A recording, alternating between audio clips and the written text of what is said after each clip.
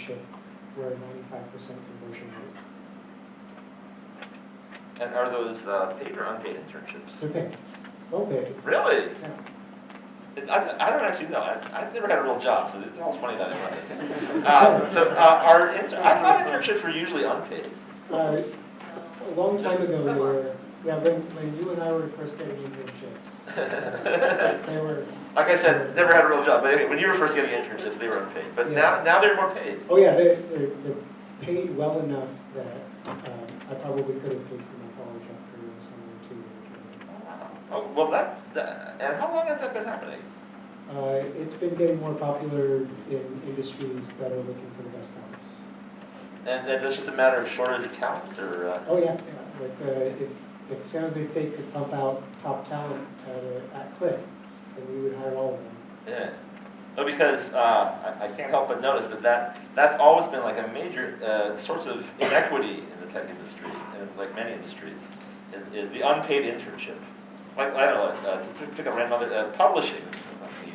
I guess you deal with that much, but yeah. Like if you want to go into like writing books, all the internships are unpaid, and so the only people who take them are like people who don't need money. Or do you Sorry, I actually would like to say something about internships. I would like to offer my own personal perspective. So, because I know that not everyone always has the means and the time, and not all internships are paid. So, while I was an undergrad and grad, I had to support myself and others, and that just simply meant that I could not take any kind of internship.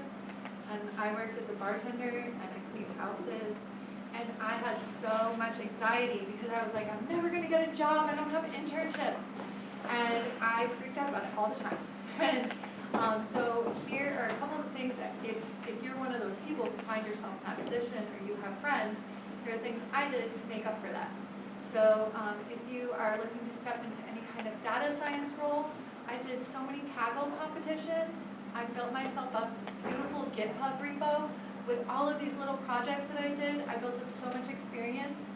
I spent so much time, if you're looking for your engineering role, I spent so much time doing leak code.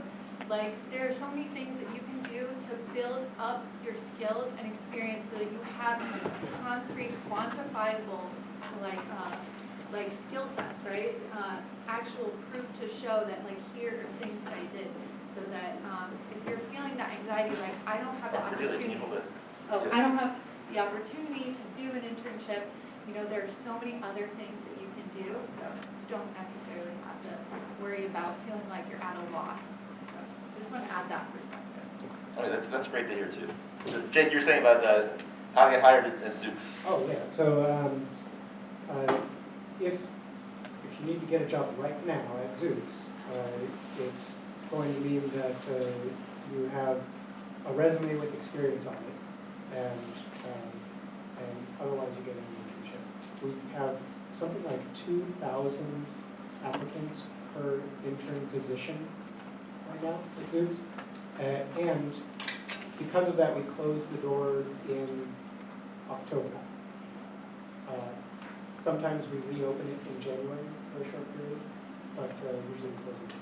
So then the only other way to get a job at Zoox without a lot of experience is to know someone that's always there. Yeah, so like, if you want me to look at your GitHub page or LinkedIn, I can do that. Probably what I'm going to do is let you know what I think of it in general and how I think you could improve it.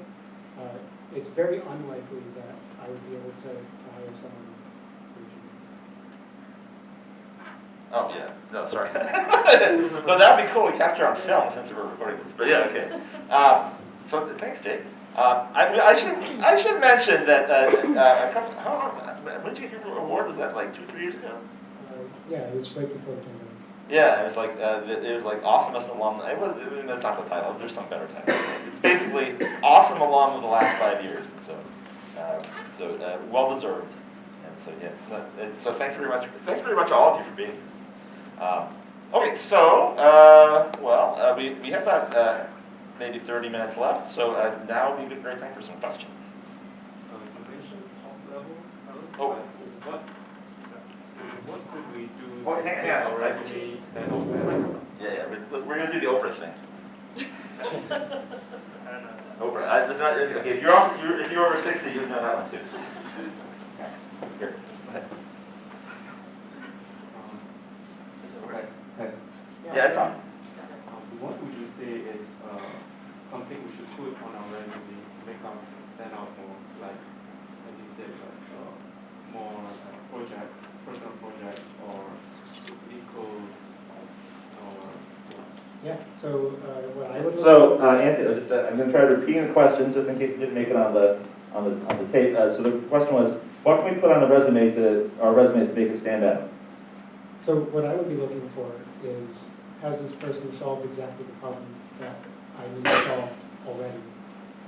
Which you can actually figure out from the role descriptions on companies' websites. You can see this is what we need, and these are the qualifications. And you can derive from that what kind of projects fit that role description and do those projects. That de-risks you as a candidate a lot. That means that I don't have to just trust my gut. I can actually look at your GitHub page and be like, oh yeah, this person understands middleware, which is what my team does. And so I don't have to spend a couple of years training this person on our particular topic. They're coming in ready to contribute. Yeah, just to add to that, the attitude of most employers is they probably expect you to be not that productive, if at all productive, for the first 3 months, and maybe you're up to sort of like equal after about a year of training. So like, in a large part, projects is both, how do you convince me that I like you, which I'm trying to like you, but also, it's how do I sort of picture in my mind, how long is it going to train you to be able to do the job that we really needed done, like, a couple days ago? Or are we going to be able to sort of get you up to that position at speed? And a lot of the time, you as an applicant, you can kind of cheat this, because like all of the projects that are in his position, Zoox, he probably has like a fairly good idea of what his problem is, and he has 2 other competitors in Cruise and Waymo that they're trying to do the same thing. So if you kind of know, like, okay, so I want to work on middleware at Zoox or Waymo or Cruise or whatever, or Tesla, or who cares? You care. I don't mean that. Go look at their application page, and they're probably going to have like about an 80% overlap between each of these jobs. They're not stealing each other's pages, but they're always pretty similar. So like that's a usually pretty good strategy. Like they're going to have a list of things that are really useful, and like if you can figure out, okay, I could knock that project out in 2 weeks to a month, and maybe I could knock another project out like that, and knock another 2 weeks to a month, and then you have like 2 projects that like demonstrate you did the thing. Even if you didn't happen to like slam dunk I got all the internships, and I got all the campus, and I got all the whatever else, the gold stars. You can kind of drift your way into a lot of things just by sort of like knowing where to start looking, and grabbing a friend and saying, hey, you want to work on this with me? It's going to be a lot of fun. Pass it to Jeff. Resume stuff. I think generally the questions for you to answer is, when you put anything on a resume, is, are you prepared to talk about it? Why did you put it on there? So in terms of what, other than your school and experience, would be, did you do something that school did not ask you to do? And why is it worth putting on there? Did you do something that was not required? Did you show that initiative? Did you look for something, a problem to solve? Did you, join a competition or multiple competitions? Did you join a club and then a competition? Like, did you win some sort of scholarship after applying and getting that recognition? Like, so, are you a competitive power lifter? Like, I've known people that have powerlifting on their resume, and that was part of their interview. So, you mentioned something that you care about, right? So if you care about something and you have that minimum qualification, you're called to interview, people already have decided that you're qualified, and they're bringing you in to question who you are and what you're about. And what you're about will, that's the only thing that they can see at the time is your resume. So if it's something that you have put in effort, that is not the minimum qualifications, which is a degree, then think about what you want to put on. So there's a lot of different things you could put on. It's just a matter of what you thought was worth putting effort into, other than what you were already asked to do, if that makes sense. Yeah. And Cordelia, you've just been doing this. Oh, yeah. So do you remember what your interviewers said stood out on the resume? Yeah, so I have a very extensive, detailed GitHub. About 30% of my applications, when you go through and you put all your information besides your resume, it says, here's a spot for your portfolio or GitHub, and I put that on there. I have very well documented code with lots of little inside jokes, and multiple interviewers reference that. It demonstrates my personality. They don't want to see just robots. I have, sorry. Oh, sorry. So I can speak on kind of data science roles. I work in notebooks.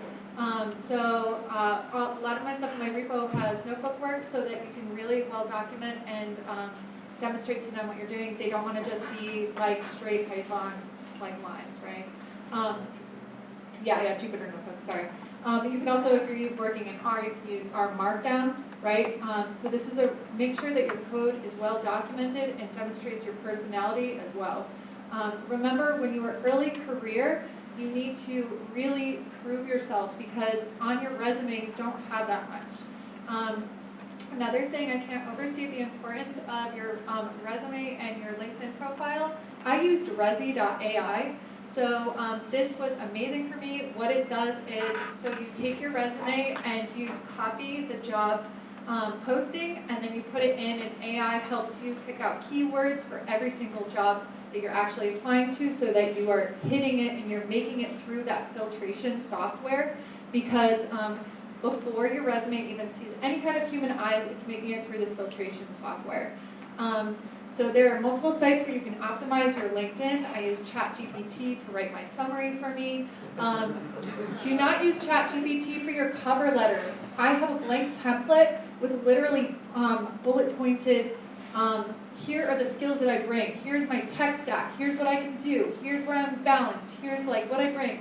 Also, guys, if you want any of this information or you want a resume review, please hit me up on LinkedIn. I can't get you a job, but I am more than happy to help you with any of this information in my free time.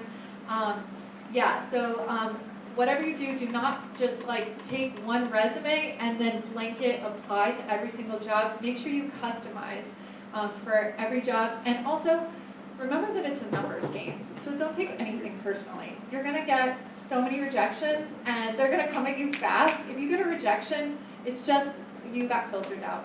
And it is what it is. And just keep going. The average response rate, you should expect like 1 interview out of every 100 when you're first applying.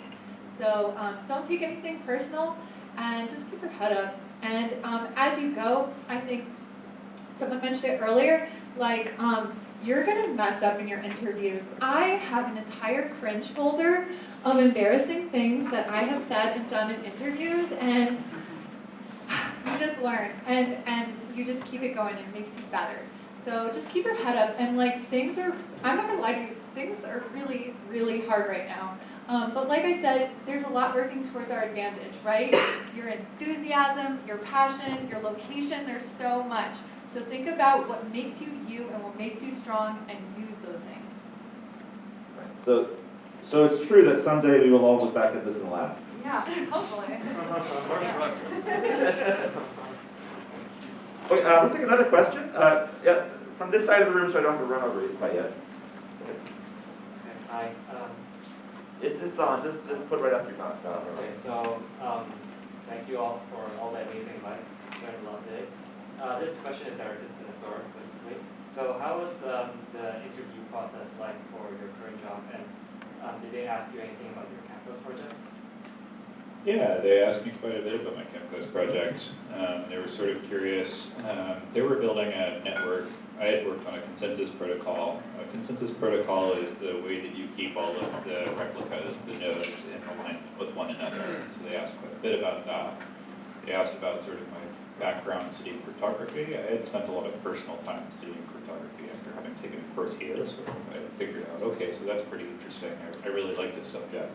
Kamphefner's project. I said, okay, this industry is doing this. And I seem to like the topics in this industry, kind of moving forward fairly quickly. And in cryptocurrency, there are a couple of programming languages that you're probably not going to see in too many other industries. Some of them, like Solidity, are very specific to Ethereum. I taught myself Go and Rust because I was sort of like figuring out, like, well, I think that these are the programming languages that are like the Franco here, so I'm going to go with that. So they asked me programming questions in Rust. They asked me about my Chemco's project. I got that interview basically. I think I applied cold to that and a couple of other places. And I got 2 interviews in the summer of 2020. And like I said, I completely bombed the first one because they asked me to implement a linked list. And I was like, that's dumb. Why would I use a linked list? So things that you say in an interview that you shouldn't say in an interview, don't say them out loud. So yeah, that was the sort of experience. It's like, well, you apply to some place, and it helps to have an introduction to a place. So I think the one that I totally bombed, I did have an introduction to, and I bombed it anyway. But if you can get into the interview and get in the door, it's sort of like show your stuff.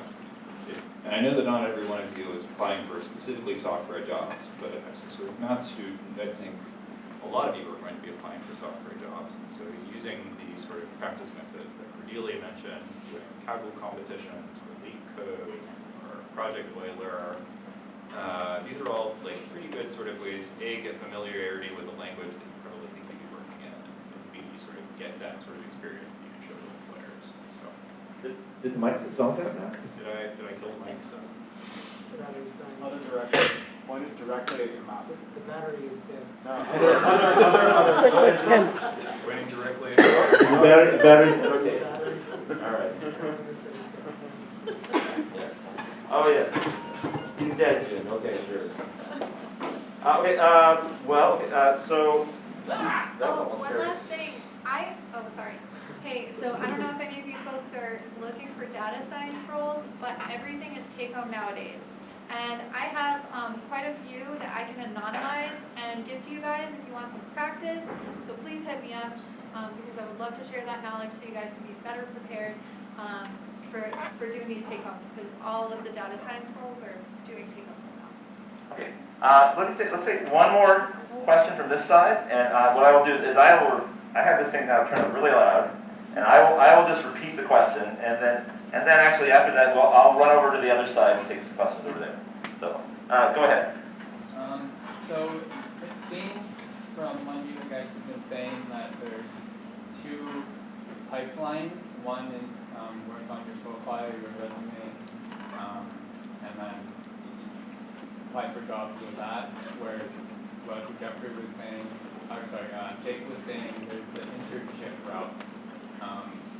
And you said there's like a 95% chance you're hiring from that pipeline with some intersection, I'm sure.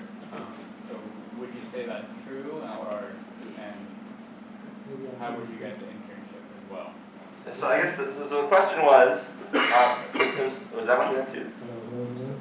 It's not good. We just have It's just very quiet, yeah. Yeah. Well, maybe you can share this thing.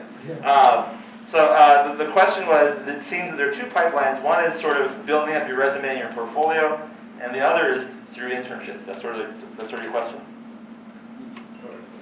And your question is, are you sort of asking, is that it? Is that kind of what you're asking? It's simplification, yeah. Yeah. I'll give the bullet-pointed version. You need both. You need the resume and the projects to get the internship, to get the job as a recent graduate, at least in companies like mine. You need the projects and the resume to get a job in general, so you got to do that. And then if you're not doing an internship, or if you want to get an internship in a highly competitive company, you're going to do it by networking, like from conferences. Yeah, my one addition to that is that, so a lot of companies don't have a sort of solid internship program. So like there are a couple of other things that are sort of equivalent to an internship. So a lot of companies will sponsor hackathons, right? So they want you to, or they want to see who's working with their software. And if you go to a hackathon and just like make something with their stuff, that's kind of like a weekend internship to go talk to people at that project. The other thing is like, well, maybe they don't even do that. Well, if they don't do that, then we're talking probably reasonably like startup-y stuff now. But like one thing that I encourage some of the people that I've advised in the past is if they know they want to work at some project and that project has open source GitHub repos, they probably have issues in those repos. And if you can just sort of manage to solve an issue in that repo, that's sort of like another avenue that you can have in. And that doesn't always work because sometimes the issues are kind of hairy and you need to know the whole code base anyway, but it's always worth at least considering and seeing, can I solve a problem for you? I think the important thing is recognizing what your resources are, because it will depend on your style. So like what I mean by that is if you're like antisocial and don't like talking to people, you may not want to use the resource of, really cool. Wait, Jeff, are you saying that there are antisocial people who don't want to talk to people and have these? Yes. So like you have great professors who are available. You can ask, for wisdom or questions what industry looks like. You have people that let's see, for example, me, I networked a ton, and you said like, a few hundred applications for maybe 1 or 2 interviews, 30 applications and 4 interviews. Right, so it just depends on the style and how you approach things. And knowing what resources you have, Google, the networking capabilities, professors, the classes that can cost, the industry, the location, being in the Silicon Valley. I think that is, once you know what we have available to you, then you can decide what fits best for you as you approach that job or industry. I love this sentiment, like all paths are valid. I don't even think this works. All paths are valid. It Like, works if you just equals off. the idea of networking just fills me with dread. The idea of like making small talk with strangers, I can't handle it. And for some people that comes really naturally, right? So all paths are valid. Don't force yourself into a role which you feel wrong, because then, you might put yourself in a worse position. So all paths are valid. Actually, networking for meetups are also pretty useful for that. All right. So I want to add something to this conversation. First of all, thank you all. You could all apply to be counselors if you want. But something else I want to mention, I can't stress networking enough.